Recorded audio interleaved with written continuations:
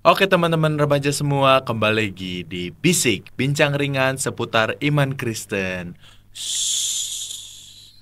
Nah, pada hari ini kita akan membahas nih, pastikan teman-teman remaja semua pasti tahu nih apa ngalamin yang kita mau bahas hari ini. Host juga ngalamin nih, tapi sebelum itu kita perkenalan dulu nih. Nama aku Marcel. Nah, tapi nggak sendiri. Aku juga punya co-host loh, yaitu Cika J, Halo Kathleen semua. Joan, yeay. Nah, nggak mungkin kan host dan co-host doang, ya kan Ci? Betul. Pasti ada Siapa nih? narasumbernya, Siapa ya nih? ini Cili Vivusta, Hai Cilivi. yeay. Hai. Nah, mau tahu kan apa tema hari ini? Yaitu overthinking bikin pusing. Nah, udah dibahas kan? Udah bilang overthinking kan? Nah, pengen tanya nih ke Cilivi. Remaja sekarang tuh kan banyak banget khawatir ya kan? Betul. Nah, tapi khawatir itu bikin mereka overthinking tuh Ci. Gimana sih caranya? Kayak mungkin sebelumnya itu kita bisa cerita ya Boleh, pengalaman boleh, boleh, pribadi ya. boleh. Mungkin dari aku dulu ya. Oke. Jadi overthinking aku tuh karena udah mau lulus ya, masih setahun lagi sih. Overthinking banget nih. Setelah mau lulus tuh mau kemana, ya kan? Kayak apa aku ambil tes TNI, tes polisi. Karena banyak juga kayak tante, om kamu mendingan masuk TNI, polisi, karena badanmu kayak gini, ya kan? Opini orang ya, Ya. opini publik. Terus mama, udah kamu sekolah kedinasan aja, PNS atau apa. Tapi dariku sendiri kan, masa kan aku udah pelayanan, pengen banget gitu pelayanan di gereja ya kan. Pengen gitu jadi hamba Tuhan gitu. Panggilan. Tapi ya panggilan. Tapi bukan mereka ingin aku kayak gitu bukan menuntut sebenarnya. Tapi anggapan aku kayak mereka nyuruh gitu, wah kayak aduh mereka maunya begini tapi aku nggak mau. Bukan nggak mau sih, kayak mungkin prioritas aku bukan itu. Iya, Ya, betul. tetap aku akan coba itu tapi bukan itu prioritas aku. Iya. Mungkin gitu sih, kayak overthinking. Ini bener nggak sih pilihan orang tua atau om saudara apa sama pilihan aku tuh, mungkin gitu sih, kayak masih di pikiran tuh bener nggak sih Iya, ini. perhitungannya banyak Iya, banget iya. gitu ya. Mungkin dari KJ ya, karena udah kuliah ya. Iya, ya, oke. Aku sih udah pasti ngelewatin apa yang Marcel alamin gitu ya.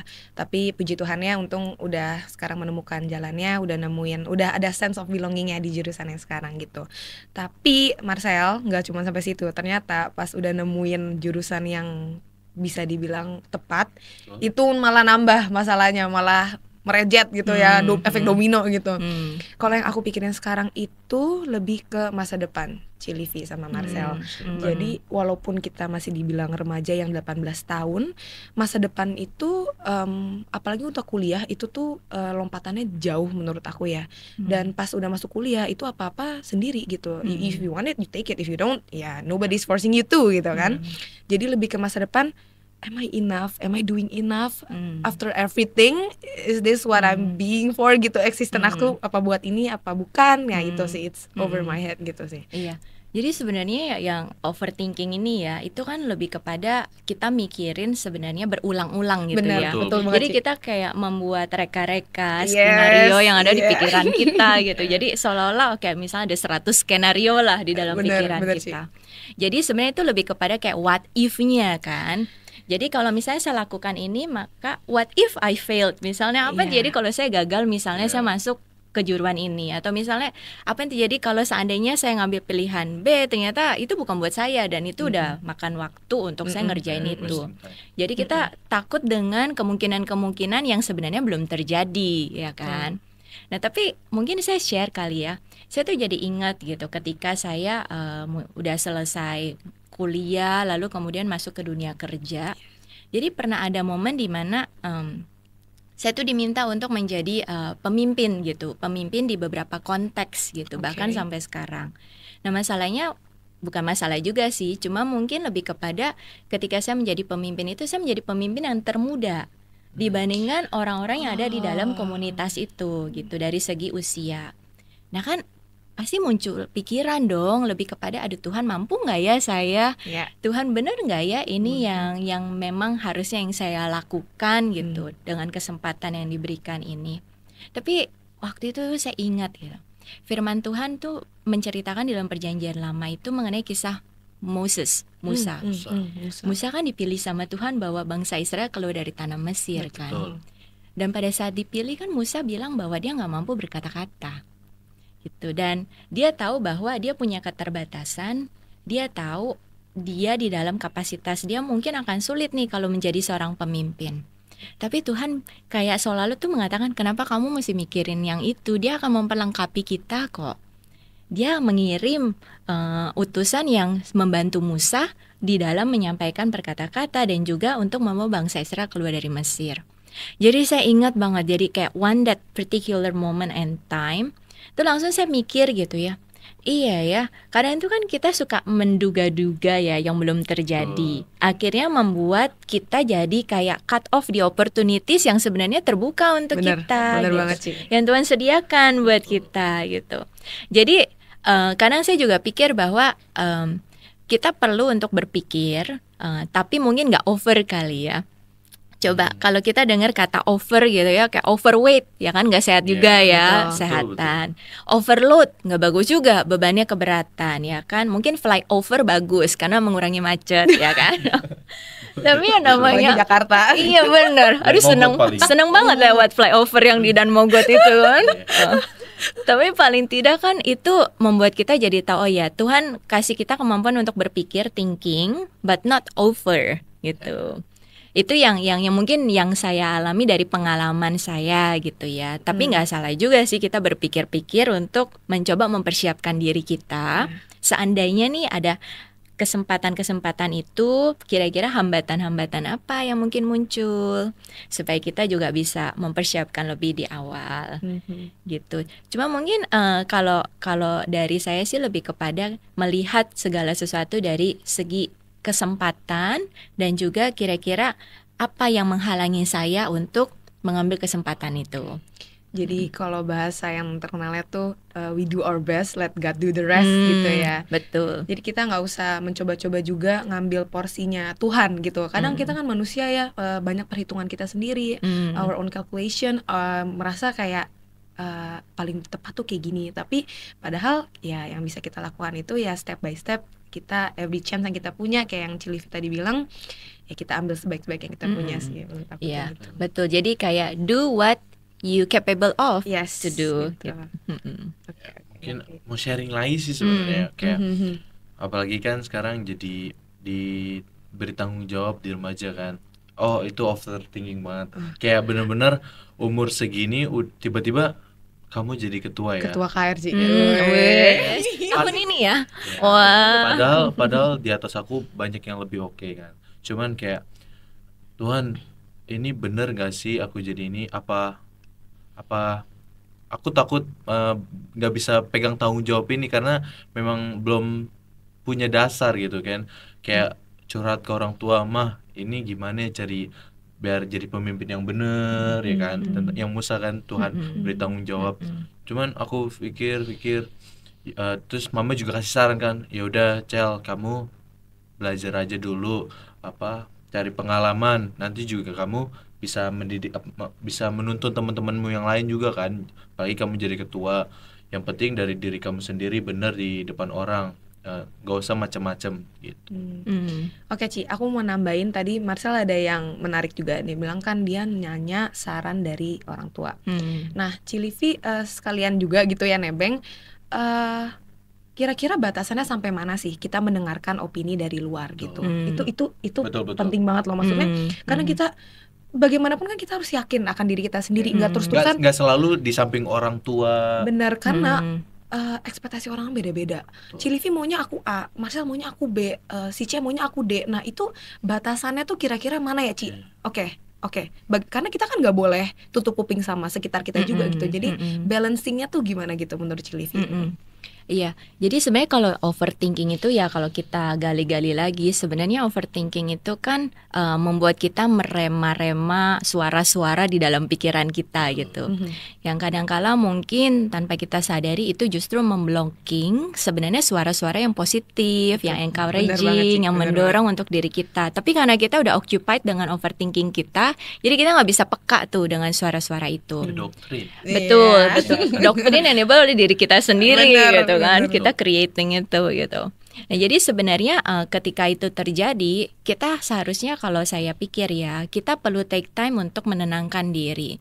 Karena kita juga perlu tahu gimana kita determine antara suara kita yang mungkin terus di dalam pikiran kita, kemudian juga dengan tuntunan dan pimpinan suara Tuhan, yang dimana saya yakin lah Tuhan pasti kan menuntun setiap dari kita gitu dengan caranya. Dan juga mungkin Tuhan juga menggunakan orang di sekitar kita seperti tadi, orang tua atau mungkin keluarga atau mungkin kakak-kakak atau om tante yang lebih senior dari kita yang udah ngalami apa yang kita alami sebelumnya gitu kayak bener gula dan asam garam semuanya udah mereka alami gitu kan. Cuma having a balance of it juga sebenarnya itu gimana kita bisa mengenal diri kita. Itu jadi sebenarnya ini hidup ini kita ini kalau saya tuh selalu ingat dengan istilah hidup kita itu adalah seperti pilgrimage. Orang yang sedang dalam berkelana gitu. Kenapa? Karena di dalam berkelana itu kan ada journey, ada perjalanan gitu. Jadi hidup kita ini perjalanan yang dimana nanti at the end of the day kita sampai di dalam akhirnya gitu. Ya dan itulah yang membuat kita juga di dalam perjalanan itu kita ngelihat apa yang kita lihat, energi apa yang kita butuhkan dalam perjalanan, tujuannya mau kemana, kan kita harus menentukan. Ketika kita di dalam perjalanan itu suka ada pepatah yang katakan gini, knowing the destination determine your journey.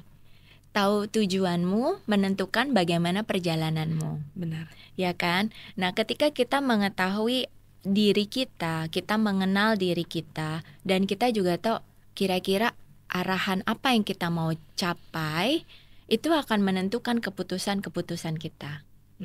Nah, dan tadi kita ngomongin mengenai pilihan kan ya. Iya, hidup ini kan pilihan gitu. Ada banyak sekali pilihan. Contoh misalnya saya mau ke Monas, saya bisa naik MRT, bisa TJ, bisa bawa mobil sendiri, Grab, Gojek gitu. Tapi kan kalau misalnya saya tahu, oh saya baca weather forecast nih akan hujan hari ini. Lalu kemudian saya juga tahu, oh saya akan lapar nih karena jam segini saya harus siap-siap isi perut dulu nih, ini jamnya pagi-pagi. Kan kita pasti yang mempersiapkan diri dong. Bangun pagi-pagi, sarapan dulu. Lalu lihat, oh ya ini karena akan hujan. Jam berapa nih busnya sampai. Nah betul, kan kita menggunakan kalkulasi prediction itu. Nah itu yang dipakai untuk berpikir kan tadi sebenarnya thinking. Bener. Cuma kadang-kadang kita over kalkulasinya agak berlebihan. Iya. Tiba-tiba udah mikir yang kemana-mana. Bisa besi mogok gitu yang belum kejadian gitu kan. Tapi Ci, misalkan nih kita udah tahu pilihan kita, misalkan aku mau ke Bandung, udah pasti kan nggak mungkin ke Tol Merak gitu kan, udah pasti ke tol yang mau ke Bandung. Tapi namanya manusia ya, kita kan pasti nengok terus kayak aduh, kok kayaknya dia lebih cepat ya, kok kayaknya dia ngarah ke tolnya tuh yang lebih bagus. Nah itu kan kayak kita ngebandingin perjalanan kita sama orang lain. Itu benar banget kan, kayak tadi Marsha bilang, aduh padahal masih banyak yang lebih bagus daripada aku, why me gitu. Nah menurut Cilivi ataupun Marcel kalau ada gitu, kira-kira gimana ya, kayak kita tuh ngebandingin diri orang lain tapi kita alokasiin itu menjadi hal yang malah improve diri kita, bukan abis itu malah kita jadi questioning our self-worth gitu loh. Menurut Cilivi atau Marcel gimana nih?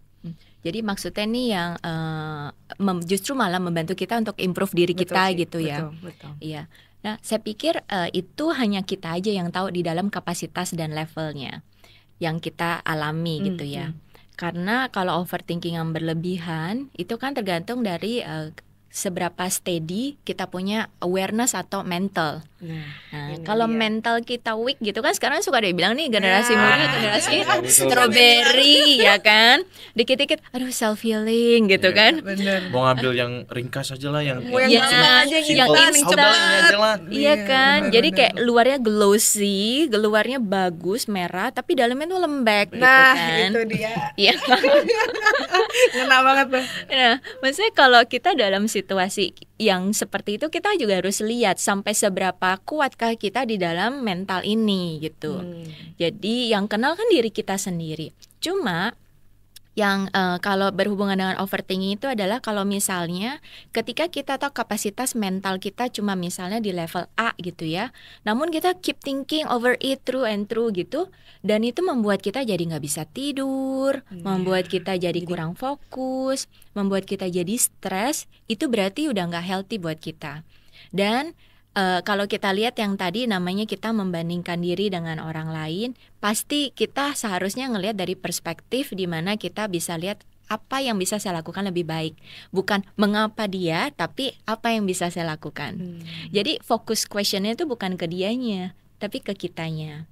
Dan cara kita membandingkan ke kita itu dengan ungkapan syukur. Supaya kita jadi nggak kehilangan arah. Saya tadi pada saat ini cerita begini, saya juga jadi keingat dengan kisah di dalam Filipi 4 ya, Filipi 4 gitu. Rasul Paulus itu tuh mengatakan sesuatu yang sangat mengena sekali gitu, yang sampai saat ini saya masih terus ingat. Dia katakan janganlah khawatir tentang apapun juga gitu, tapi serahkanlah segala sesuatunya kepada Allah di dalam doa dan permohonan dengan ungkapan syukur. Jadi kita jangan lupa itu. Kenapa? Karena ketika kita udah mulai membandingkan diri, walaupun tujuan awalnya untuk improve diri kita, tapi tanpa ungkapan syukur, kita akan jadi self-centered. Fokus kepada diri kita sendiri. Sedangkan Tuhan kan menciptakan setiap dari kita dengan fokus yang luas, yang lebih grand daripada hanya ke diri kita sendiri. Jadi saya pikir ada kalanya kita baik sih untuk mulai refleksi. Jadi mungkin istilahnya lebih ke refleksi ya kalau yang saya pahami gitu. Self reflection, lebih ngeliat kayak oke, kenapa ya dia jalannya pace-nya cepet. Oh mungkin dia capable-nya begitu, dia dikasih kemampuan jalannya cepet. Nah terus kenapa saya pakai mobilnya roda 3, terus kayak gitu cuma giginya cuma 2 gitu. Nggak ada itu miris banget ya, itu kayak bajai kan gitu. Tapi yang nggak polusi punya misalnya gitu kan. Itu jalannya pelan, berisik. Kenapa ya Tuhan? Tapi kalau kita hanya berhenti di situ aja, kita akan jadi orang yang nggak mengucap syukur, dan akhirnya jadi nggak membuat kita improve kan, karena kita jadi merenungkan mengenai nasib kita. Yang menurut saya sebenarnya kalau kita udah mulai seperti itu akan membawa kita kekurangan confidence, akhirnya kita jadi hilang self appreciation. Nah, itu penting banget tuh. Iya. Kita kurang sadar. Tapi kalau menurut Marcel gimana? Ada tambahan? Ada yang mau ditanya? Bener sih, cuman kayak kan remaja sekarang tuh mereka overthinking. Nah, penyelesaiannya tuh gimana sih caranya? Ya kan? Mengelola biar overthinking ini nggak terus-terusan jalan gitu, maksudnya pengen stop, nggak mau overthinking lagi. Gimana gitu. ya. Itu caranya gimana sih dalam kehidupan sehari-hari deh? Mungkin menurut Cilivi gimana? Kan kita ngomongin mengenai overthinking ya, sesuatu yang berhubungan dengan pemikiran. Berarti kan invisible ya. Iya itu kan? Itu nggak kelihatan ya. Tapi apa yang kita pikirkan kan berdampak di dalam tubuh kita kan, di dalam action kita, tindakan kita.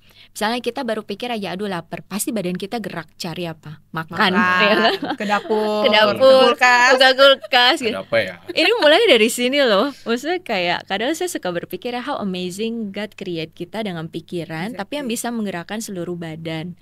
Nah, dari pikiran itu yang tak terlihat itu, kita juga harus mulai mengontrolnya tadi dengan pikiran juga.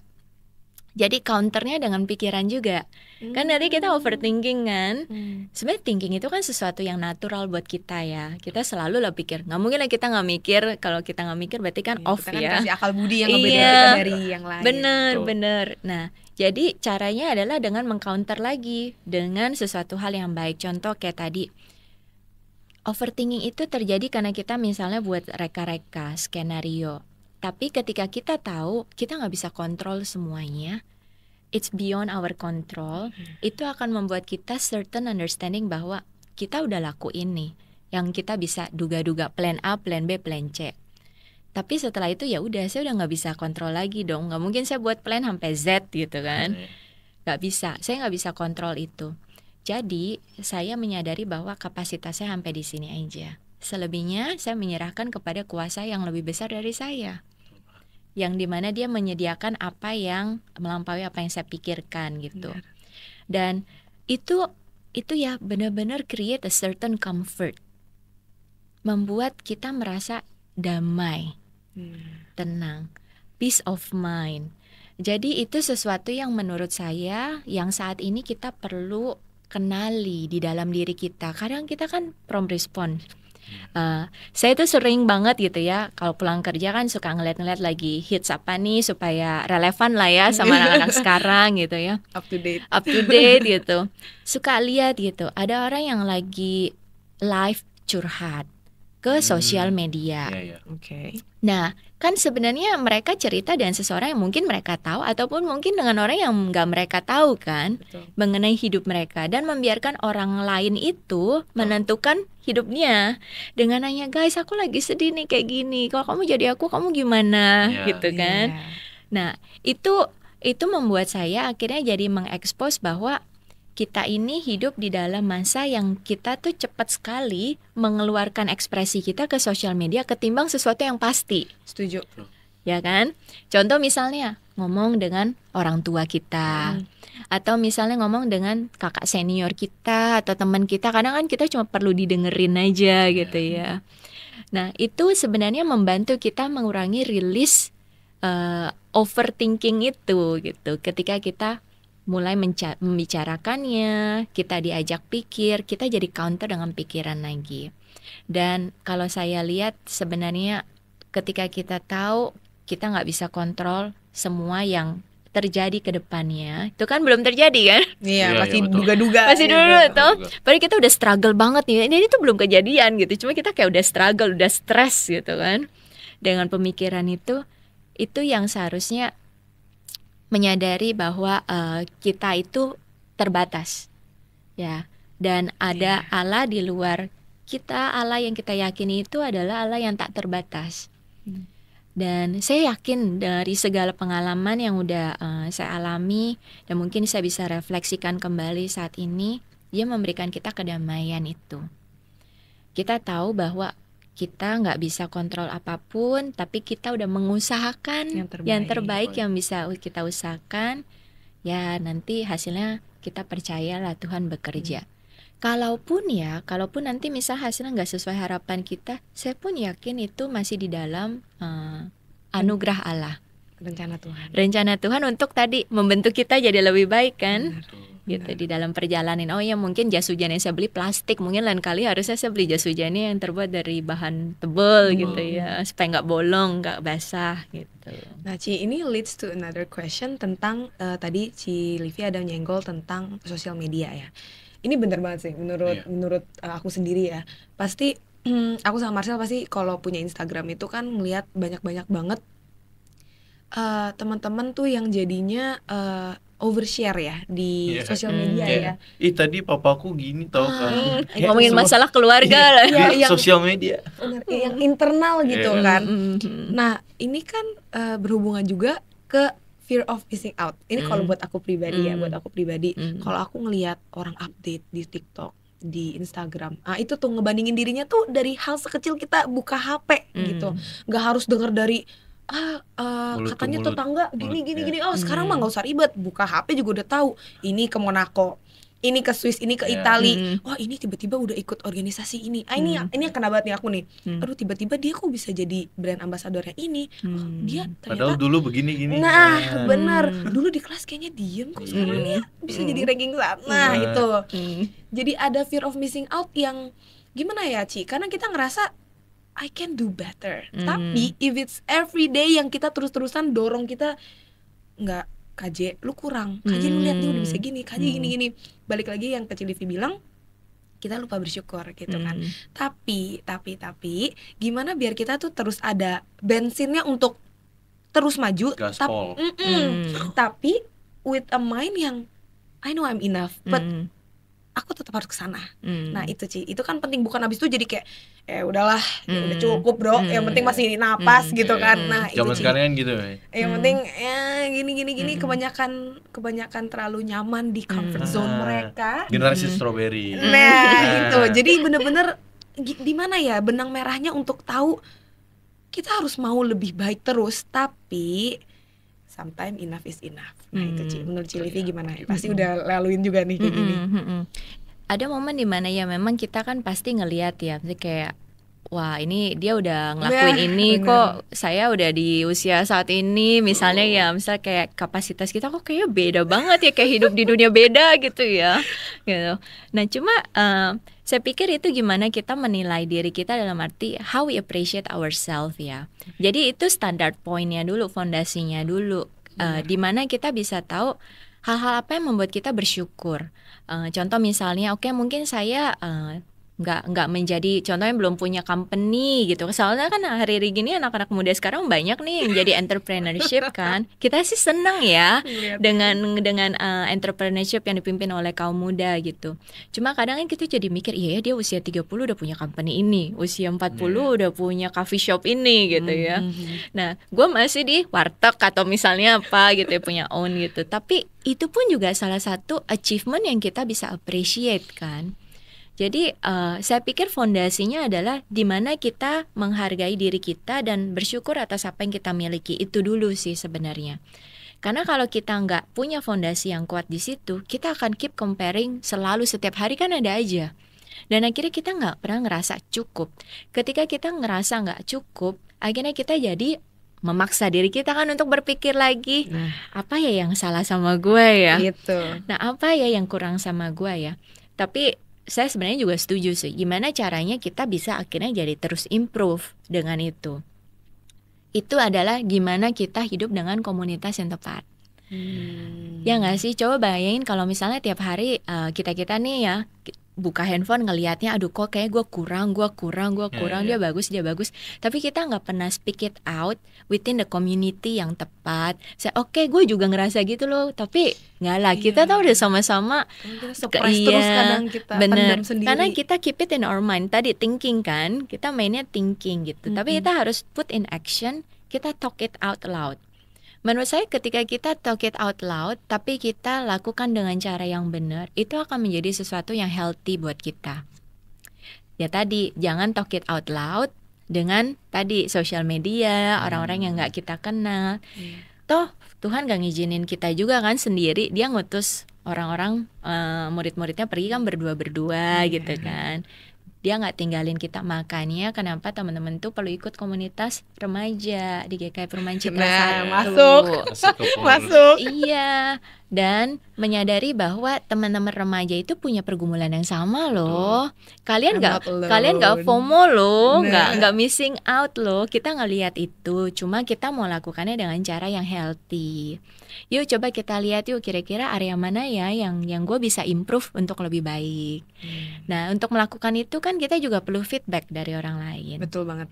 Nah untuk dapat feedback itu juga jangan sembarangan nanyanya ke orang-orang yang nggak mengenal kita. Tapi kita harus tanya ke orang-orang yang mengenal kita dan memang kita tahu dia mengasihi kita, betul, punya kasih untuk kita. Jadi harapan saya adalah sebenarnya kalau kita bisa serius di dalam kita tadi, jangan fear untuk missing out. Karena seringkali kita ngelihat dunia ini kan terus berkembang ya. Benar banget sih. Dan kita nggak bisa pace itu, perubahan itu. Cepet sekali perubahan, kayak within minute ada aja kan. Coba mau sampai kapan kita tantengin tuh handphone gitu ya, tuh social media. Oh ini udah update status lagi gitu. Kan kita masih di kamar aja. Iya, meluk guling, tarik selimut, rebahan aja seharian. Apalagi kayak aku juga kan lihat teman-teman, kok dia bisa ya lomba gini. Padahal aku lagi tiduran aja. Aduh males lah, di rumah aja lah, di kamar. Tapi terkadang, kok bisa ya? Kok dia dapat begini mungkin pertanyaannya jangan berhenti sampai di situ ya. Harusnya saya harus apain nih abis ini? Saya harus ngapain nih abis ini? Betul. Kan nggak mungkin dia cuma tidur aja juga tiba-tiba ikut lomba menang gitu kan? Nggak mungkin kan? Harus ada actionnya gitu. Iya, tapi kalau misalkan dari kasusnya Marcel, misalkan dia ngeliat temennya, terus kan dia nanya gitu kayak, gue padahal tiduran seharian, tapi mungkin bisa aja kemarin kamu udah ngelakuin sesuatu hal yang sebenarnya orang lain juga ngeliatnya gitu ke kamu. Cuman, Nah ini bikin aku juga penasaran. self appreciation apa yang bagus untuk kita yang sekitar. Kadang beberapa orang itu merayakan, celebrate their achievement, their accomplishment itu dengan merendahkan orang lain. Jadi they make others feels bad biar dia, oh aku yang di sini paling validasi. Itu. Jadi gimana ya self appreciation yang kayak juga bisa menjadi dampak yang baik untuk sesama, nggak cuma diri sendiri. Nggak ngejatuhin untuk kita naik. Nah, gitu. Iya. Jadi mungkin lebih kepada kalau saya lihat self appreciation itu kan sebenarnya beda-beda tiap orang ya. Levelnya beda-beda. Ada yang kayak misalnya aku mau pergi ke salon itu kan juga self appreciation kan. Atas misalnya dia kerja keras gitu ya, terus palanya mumet, gue mau krimbat itu kan juga self appreciation, self reward lah istilahnya. Iya untuk usaha keras yang udah dilakukan kan, self reward. Cuma mungkin kalau misalnya kita mau bahas lebih kepada gimana itu tidak menjatuhkan orang lain, mungkin lebih kepada cara kita. Cara kita menyatakan itu. Believe it or not, kita gak akan bisa buat semua orang bahagia dengan perkataan kita, tindakan kita. Nobody's perfect. Pasti selalu ada ruang untuk netizen itu tuh. Banyak iya kan? Ada celahnya, ada. Melihat gitu kan. Jadi kalau kayak gitu kan kita nggak bisa kontrol itu. Tapi yang bisa kontrol adalah apakah itu appropriate atau enggak. Apakah itu sesuatu yang memang sebenarnya pantas untuk dikatakan. Contoh misalnya, aduh gue seneng nih misalnya ya posting ya. Ini menurut saya ya, posting di sosial media bahwa thank you untuk papa mama doanya gue berhasil meraih juara pertama untuk lomba kali ini. Mungkin nature-nya dari orang itu adalah, sekali lagi kita kan nggak tahu ya nature orangnya. Cuma mungkin nature dari orang itu adalah bentuk apresiasi kepada orang tuanya. Iya kan? Dan sekarang kan banyak kan kita menyimpan memori kita di sosial media kita, supaya kita bisa flashback lagi, kita bisa remind kita lagi. Jadi kayak diary tapi online. Betul, diary tapi online. Dan siapa kita juga yang bisa judge orang lain gitu kan. Jadi ya balik lagi gimana kita menghargai diri kita, dan cara itulah yang kita terapkan untuk menghargai orang lain juga. Mungkin di posisi orang lain ya, kita nih mau bantu teman, kayak gimana sih cara ngebantu orang lain yang ngalamin overthinking, yang butuh support nih dari kita. Iya, kadang kita ngerasa kan selalu kita yang butuh bantuan, tapi orang di sekitar kita juga perlu kan. Gak mungkin kita terus-terusan. Itu gimana sih? Self-centered itu kan jangan gitu kan. Iya, Ci.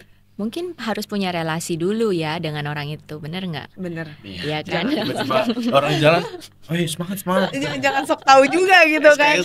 Bener. Dan ternyata dia bilang enggak, gue nggak overthinking. Gitu.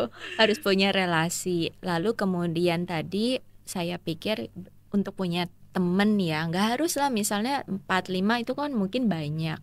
Paling tidak kita punya 1 atau 2 orang yang selalu bisa jadi teman kita ngobrol. Kenapa? Karena ketika kita sharing dengan orang lain, kita menjadi mengeluarkan apa yang ada di pikiran kita. Jadi paling tidak, believe it or not, itu akan mengurangi kan pemikiran-pemikiran yang kita pendam-pendam itu. Dan pada saat misalnya nih ada teman yang cerita ke kita mengenai overthinkingnya dia, kita pasti yang pertama perlu dengerin dulu. Kadang kan orang sebenarnya perlu tempat untuk melampiaskan, untuk ngeluapin gitu. Dan kita justru mau encourage itu karena itu cara yang sehat. Ketimbang dia memikirkan untuk dirinya sendiri terus lama, ternyata orang lain ngeliat itu nggak masalah loh, yang lu pikirin itu sebenarnya bukan masalah besar gitu. Itu tuh. Iya kan, kadang kita udah pikir aduh ini masalah besar. Contoh misalnya, aduh harusnya gue nggak ngomong gitu nih, karena suka dimikirin kan. Iya hal sekecil itu gitu. Iya, cuma ngomong gitu loh, kayak harusnya gue bisa respon yang beda gitu. Padahal tujuan gue bukan ini. Iya. Bisa mikirinnya sampai 5 hari ke depan. Bener tuh, kayak harusnya gue nggak ngomong kayak gitu ya. Aduh kita mikirin ya, padahal orang yang kita aja ngomong tadi udah lupa, maksudnya kayak udahlah apa sih? Tiba-tiba minta maaf, sorry ya tadi gue. Yang mana ya? Dia nggak take it seriously as us gitu kan. Jadi kita harus ngobrol supaya ada partnernya, supaya orang itu juga bisa kasih pemikiran.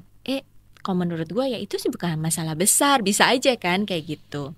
Jadi kita sharing dengan orang, lalu kemudian kita kasih comfort. Karena overthinking itu kan sesuatu yang berlebih-lebih ya. Ketika kita memberikan comfort, kita bilang, oke, jadi sekarang apa yang buat lu khawatir misalnya? Ya gue khawatir karena ini. Ya udah kalau gitu, apa lagi yang lu bisa lakuin? Ada nggak yang lu bisa lakuin? Ya dong. Maksudnya kita khawatir iya, tapi jangan sampai kekhawatiran itu menghambat kita melakukan apa yang seharusnya kita lakukan. Ya, betul. Ya kan? Berarti ya kalau misalnya khawatir ya udahlah, paling enggak ya udah kita udah tahu lah. Ya udah sekarang apa yang mau lakuin? Jangan lantas kita jadi malas-males. Lantas kita jadi mutung aja sendiri. Udah deh nggak ngapa-ngapain. Menutup diri. Padahal sebenarnya kan kita jadi menyakiti diri kita sendiri dengan pemikiran kita. Gitu. Mental kita kita kena ya. Kena mental. Ya, banyak sekarang teman-temanku yang kayak udahlah mendingan gua nggak usah ngerjain inilah daripada gua nanti jadi nggak bener kan. Maksudnya tuh kayak gua nggak cocok lah buat ngelakuin ini kan. Kayak banyak banget kan teman-teman remaja kayak gua mendingan hindarin kegiatan ini, mendingan gua cari yang zona nyaman aja gitu. Zona nyaman Ini juga masalah ya sih. kan? Ya. Nah zona nyaman itu kan tadi balik sampai seberapa kita mau improve diri kita. Betul. Ya. Sampai seberapa jauh sih kita push the border itu gitu kan. Remaja juga punya loh kegiatan nanti bulan Juni tentang mental. Apa tuh? Outbound remaja yang berjudul bertemakan Maze Runner. Itu juga membahas tuh tentang mental ya. Asal jangan kena mental pula. Boleh misalnya, kan remaja sekarang kan banyak yang tadi aku bilang kayak nggak tangguh itu kan. Mental tempe. Mental tempe bener. Apa tuh mental tempe? Itu letoy. Kayak tempe mendoan kan, tipis gitu. Lagi lapar bagaimana? Belum sarapan. Iya hujan lagi ya kan, mungkin gitu sih. Nah remaja-remaja yang mau misalnya bingung nih kayak solusinya apa gitu kan, itu gimana sih? Iya. Tadi tuh ya pas kita ngomongin remaja sekarang tuh kan gampang banget ya kena mental ya. Tapi saya mikir ya zaman dulu orang-orang kayak gimana ya? Zaman dulu orang-orang dulu tuh sepertinya lebih tangguh. Bener nggak? Kayak orang tua misalnya punya 8 anak gitu ya. Anaknya mandiri, disuruh cuci baju, apa ke sekolah sendiri, jalan kaki dan yang lain-lain. Kayak mandiri dan tangguh banget kan. Jadi saya lagi pikir gitu, apakah karena dengan perkembangan masa sekarang kan memang tujuan kita hidup itu adalah membuat hidup juga jadi lebih mudah, ya kan? Dengan sesuatu ya yang cara manusia berpikir menciptakan hal-hal tertentu yang membantu kita hidup gitu ya. AI, betul. Nah, dengan hal-hal yang seperti itu jadi mempengaruhi stability, durability kita gitu loh. Jadi apalagi sekarang kan sosial media ya, itu kan banyak sekali mengekspos mengenai kisah-kisah, contoh anak-anak sekarang lah curhat-curhat atau yang lainnya, situasi dalam keluarga atau misalnya kekerasan atau hal-hal berita-berita yang terjadi sekarang itu mempengaruhi kita. Jadi seolah-olah beban yang ada di dunia itu adalah beban kita.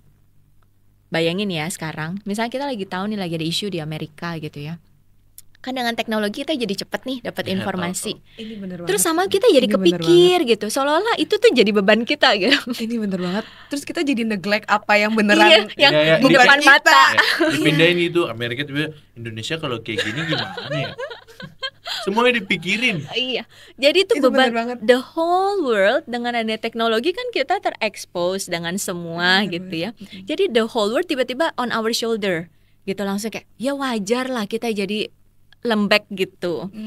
Karena kita ngelihat apa yang seharusnya nggak kita ngelihat, apa yang nggak seharusnya kita pikirin. Kita harusnya fokus belajar. Kita harusnya fokus mikirin, oke, kamu mau masuk jurusan ini, apa yang harus dipelajari. Kita terdistract dengan hal-hal yang seperti itu gitu. Jadi kalau menurut saya sih encourage ya kita untuk ngelihat sosial media, berita-berita, apa yang terjadi. Cuma jangan lantas itu menjadi agenda kita setiap hari. Contoh misalnya, kita kalau saya udah pulang sekolah pasti langsung ngeliat handphone aja udah sampai malam. Akhirnya jadi ngelupain yang lainnya. Atau misalnya dengan overthinking ini bikin kita pusing, kita ngalami suatu hal lalu kemudian kita pikirin terus, lantas itu membuat kita jadi kurang tidur dan yang lain-lain, menghambat kita ngerjain yang lain. Kadang nggak mood makan lah, Nah, nggak betul. mood ini itu. Ketika Ngerjain kita apa-apa udah tahu malas. kita seperti itu, kita harus mungkin berdiri gitu dan mungkin ngomong di kaca, ngelihat di kaca, atau kayak oh ya wake up. Kadang kita kan perlu wake up call gitu ya. Iya. Oh ya bangun. Kenapa sih udah tadi tidur-tiduran terus ya? Lawan Iya. rasa itu. Iya, harus Ayo. kita counter lagi Bener-bener tenggelam ke gitu. dalam elektronik tuh, itu bener banget. Iya. Kita tuh terlalu fokus ke yang di genggaman jari kita sampai kita lupa. Kecanduan. Berarti Iya, gitu. sayangnya kadang kalau sampai kecanduan kan berarti udah bukan overthinking tapi thinkingless kadang-kadang. Underthinking. Underthinking. Karena udah ngeliatin jadi kan nggak mengasah pikirannya kan. Gitu. Bener banget sih. Ya udah. Iya, jadi mungkin encouragement buat kita adalah kalau misalnya kita mulai masuk di dalam tahap overthinking, kita perlu tahu tadi, saya pikir Filipi 4 itu udah kasih kita 3 tips sih. Yang pertama adalah jangan khawatir. Yes. Ya, karena kekhawatiranmu tidak akan mengubah apapun. Mungkin kekhawatiran kita yang pada kadarnya bisa memperbaiki, tapi kalau udah over yang tadi itu mungkin justru malah membuat situasi menjadi lebih rumit kan, lebih complicated. Lalu kemudian kita diajak juga untuk mengucap syukur. Ketika kita udah mulai ngerasa khawatir berlebihan atau mungkin kita ngerasa dissatisfaction, kita harus counter itu dengan balik mengucap syukur. Lalu yang ketiga, kita percaya bahwa kita bisa loh trust Tuhan Allah itu karena dia melampaui segala akal dan pikiran kita. Jadi apalagi kita ya sebagai orang percaya, kita perlu yakin bahwa kita bisa put our trust di dalam Dia yang akan berjalan bersama dengan kita. Sehingga kita nggak akan tenggelam di dalam what if tadi. Iya. Ya. Tapi kita mungkin bisa aja mengubah dari what if menjadi even though. Even Iya. though. Jadi gimana kalau berubah menjadi walaupun. Jadi misalnya gimana kalau saya ngomong salah. Walaupun kamu ngomong salah, Kamu udah berani ngomong. kamu udah berani Iya. ngomong. Iya. Walaupun kamu ngomong salah, orang bisa ngelihat kamu partisipasi. Coba dulu. Iya, Ya, coba dulu. Jangan takut mencoba. Iya. Ya, aku kalau di kos gitu ya kan, aku kan di Karawaci, lumayan jauh, jadi capek juga kalau apalagi macet ya. Kan tadi ada menyinggung tentang macet, itu aku selalu keluar kos gitu ya, apalagi aku kan orangnya extrovert gitu ya. And then being alone itu bener-bener Tersiksa. aduh ini kaki pengen keluar. gitu. Aku selalu mikir yang selalu di otak aku aja, burung aja Tuhan pelihara, apalagi aku. Itu tiap pagi kalau ngeliat burung gitu ya, nah, lu aja dipelihara apalagi gua gitu kan. Iya, pokoknya aku yakin Tuhan gak bakal kasih sesuatu hal yang di luar kemampuan. Iya. Pasti Tuhan Itu mau. itu aku yakinin banget sih, Ci. Iya. Dan memang kita perlu ingat otak sekecil ini tuh dampaknya besar sekali ya. Betul. Yes. Jadi apa yang kita pikirkan itu adalah seharusnya sesuatu yang positif, membangun kita. Tapi bukan berarti kita nggak memikirkan misalnya hal-hal yang perlu kita perbaiki, kan pasti ada ruang untuk itu. Betul. Itu tapi makanya kita mulai dengan ungkapan syukur. Saya jadi ingat gitu tadi pas KJ cerita gitu ya, kos sendiri. Saya kan juga sendiri di Cikarang, weekend baru pulang ya kan. Sama kan. persis. Tapi justru anak-anak muda atau kaum-kaum yang sekarang ini ya sepertinya tak terbatas dari anak-anak remaja atau yang lainnya, bahkan sampai orang dewasa pun mungkin ada yang udah usia lanjut kalau sendiri tuh bisa terbenam di dalam pikirannya kan. Itu dia. Nah, cuma masalahnya kalau kita generasi-generasi yang sekarang sendiri dan ngelihatnya itu lagi handphone, teknologi, devices, informasi. Cuma zaman dulu, orang zaman dulu tuh kalau nggak ada yang internet seperti sekarang, mereka kan baca buku, baca koran, masak.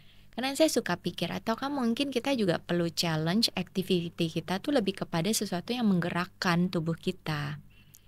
bukan jempol doang. Iya, bukan jempol doang, Dari bukan atas jari. sampai bawah gerak. Iya, betul, bersih-bersih gitu ya. Apalagi yang tinggal sendiri. Bener masak, Masak. biar nggak beli terus. Betul. Bosen ya lihat Grab menunya itu aja ya. Itu doang, nyari voucher diskon tuh Iya. udah, aduh. Kayaknya. Mm, Oke sih.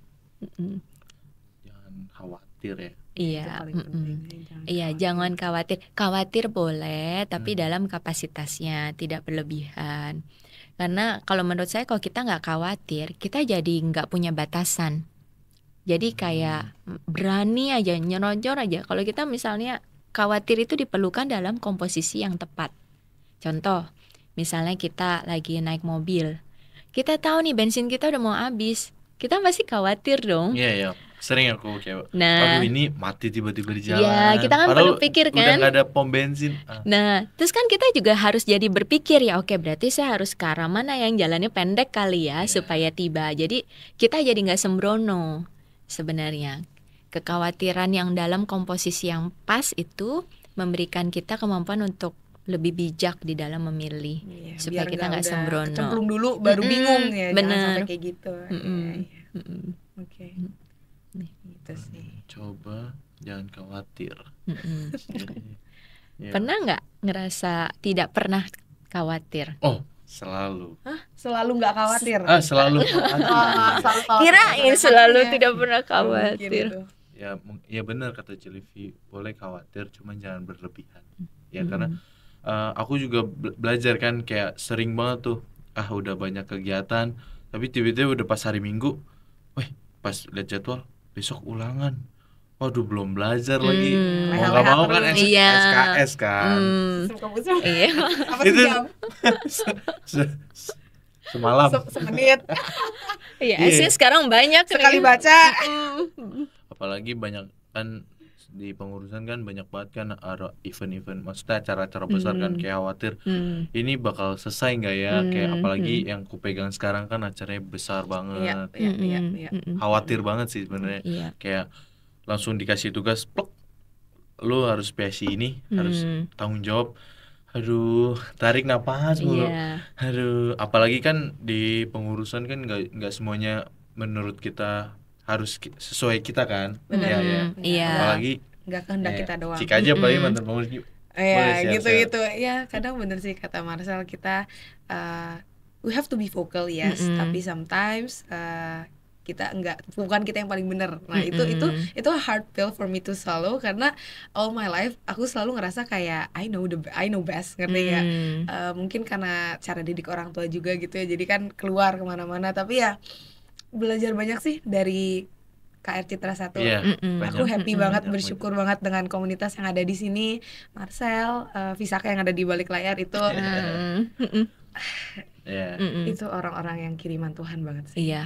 Saya pun juga bertumbuh karena ikut organisasi di gereja ini gitu. Jadi mungkin sebenarnya kita sebagai generasi muda, kita bisa, instead of kita overthinking atau khawatir yang berlebihan, sebenarnya khawatir itu kan perlu ya untuk bring senses kita, supaya kita Kepekaan lebih kita. aware ya, lebih aware, lebih peka. Karena kalau enggak kan kita jadi sembrono.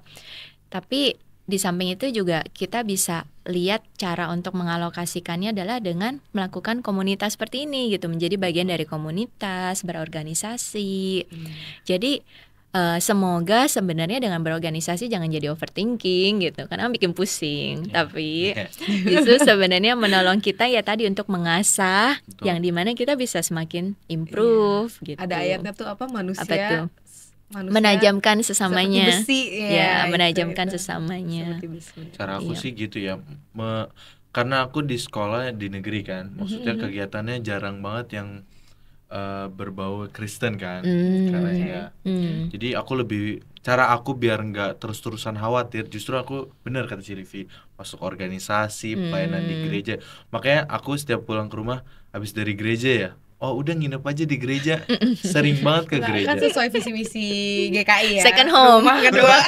Ya beneran, bener literally. tuh kayak 10% di rumah, sisanya di gereja. Mungkin udah ada gosok gigi di sini. Ada hidden box, Udah, ada udah, hidden udah, box. udah nyiapin. Cara aku menyibukkan diriku gitu sih.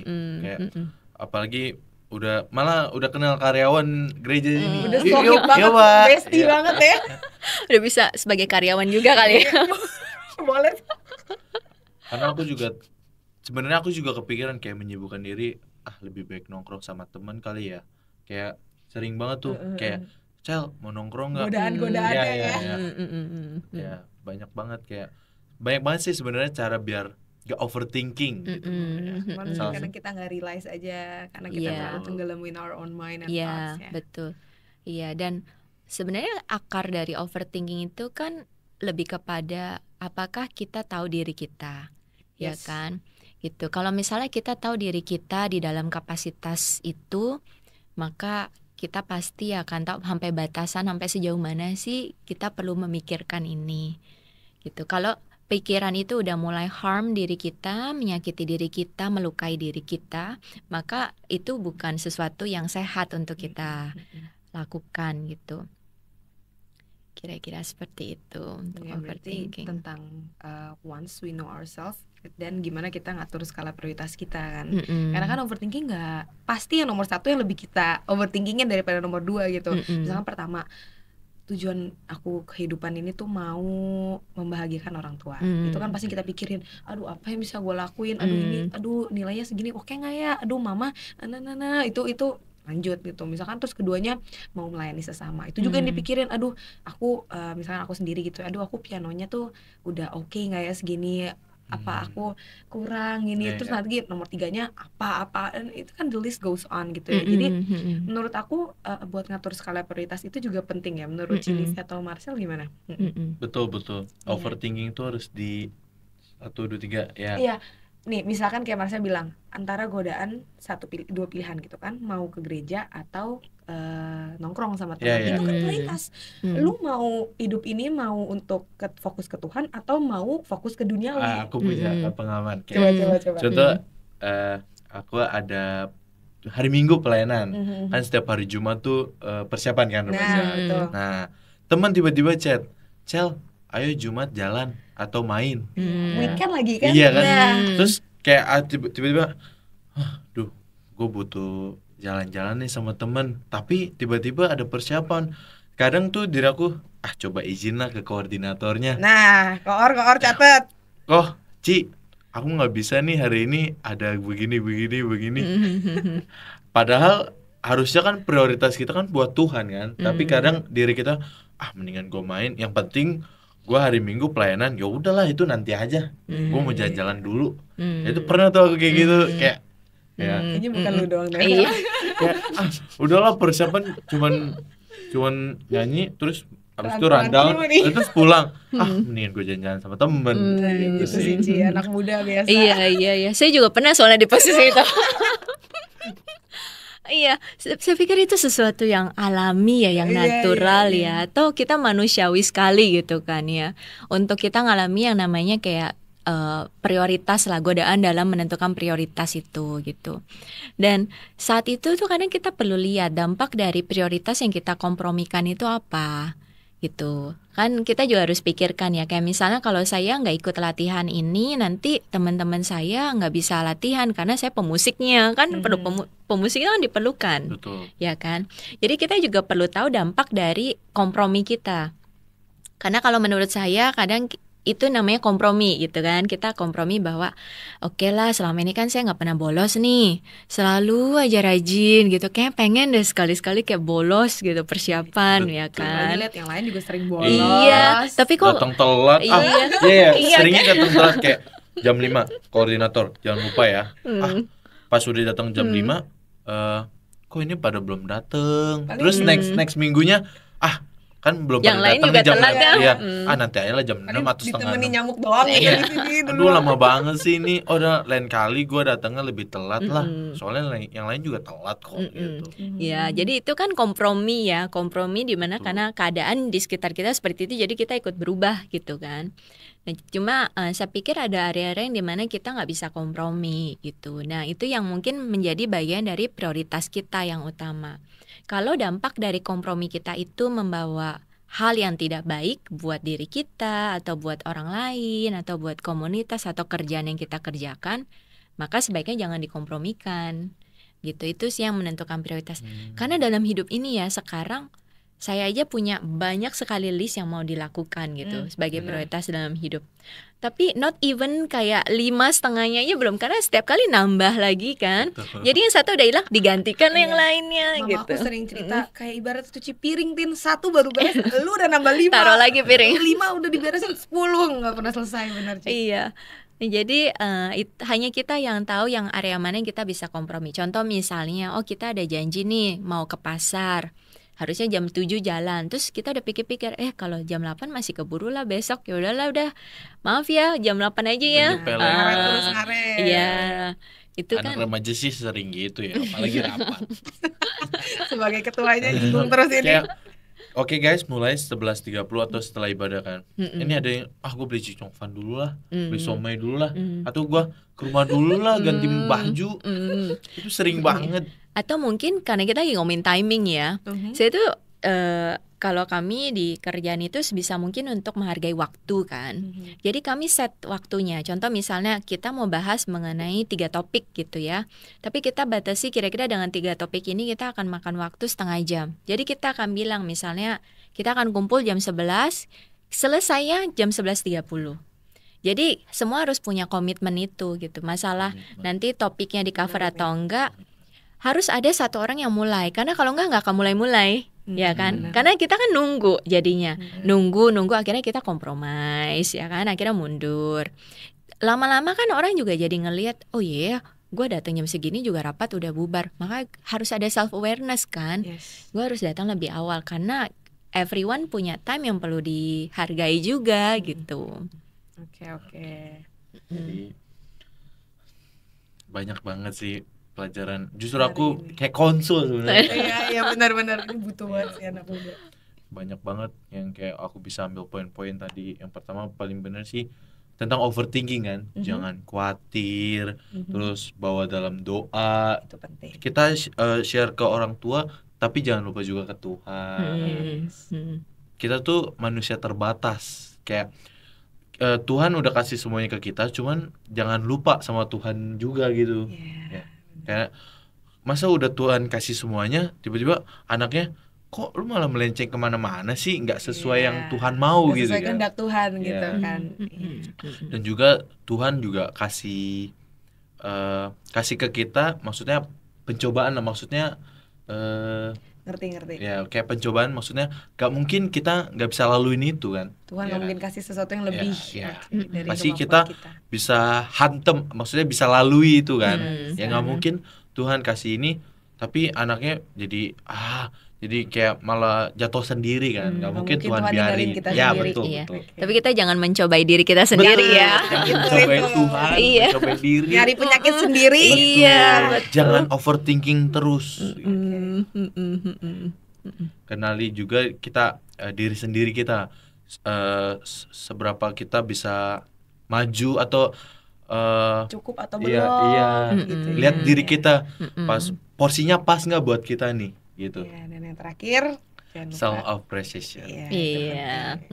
Kayak kita juga butuh validasi sebenarnya, cuman jangan itu benar banget. Jangan nyari di tempat yang salah. Iya, butuh banget validasi karena kayak ya butuh didengar, butuh pujian, tapi butuh jangan konfirmasi betul. ya. Ada tambahan? Udah sih dari aku. Thank you banget Cilivi. Ya, Thank you banget Iya, Marcel. thank you juga udah diundang. Banyak banget kan teman-teman semua tentang overthinking. Mungkin abis dari ini, setelah podcast ini teman-teman bisa konsultasi ke Marcel. Belum. langsung buka seminar. Ya mungkin teman-teman bisa menyelesaikan pergumulan kalian.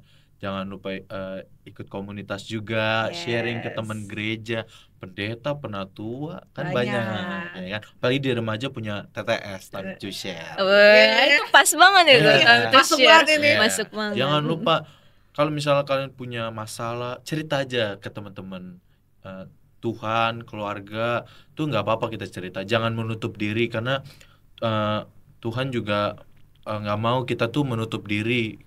Kita tuh harus mengeksplor, maksudnya kita jangan kurung diri kita sendiri biar nggak stuck. Jangan lari di situ-situ terus. Iya. Kayak kalau misalnya selanjutnya kita udah mau tutup ya teman-teman, karena Udah mau lama nih, udah Iya. lama, udah keroncongan perut. Iya, bakso udah nunggu bakso. iya, habis hujan pula. Ya.